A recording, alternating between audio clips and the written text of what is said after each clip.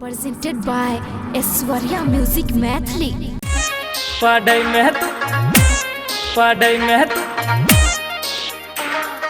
पास हो जाबे। सांची recording studio राजा जनमानसी। पढ़ाई में पास हो जाबे। DJ विकास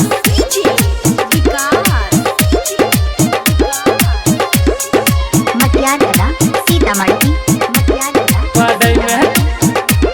पढ़ाई में पास हो जाबे।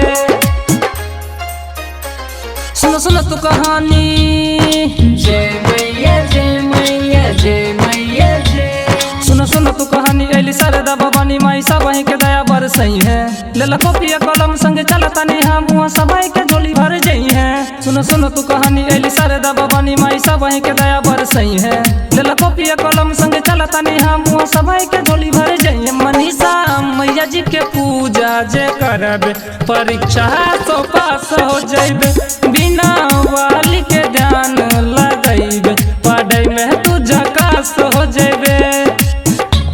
पढ़ाई में पास हो जाबे। DJ विकास जय मैया जय मैया जय मैया जय। पढ़ाई में सीतामढ़ी पास हो जाबे।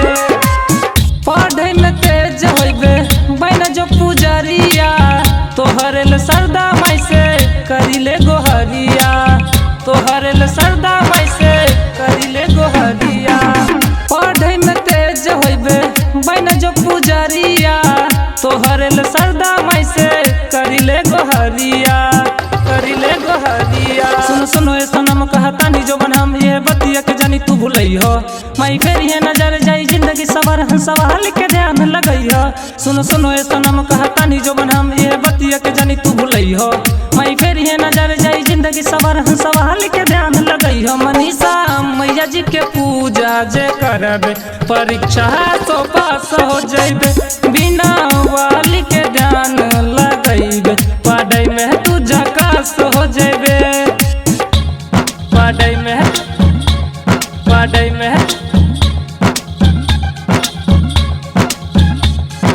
पास हो जाबे।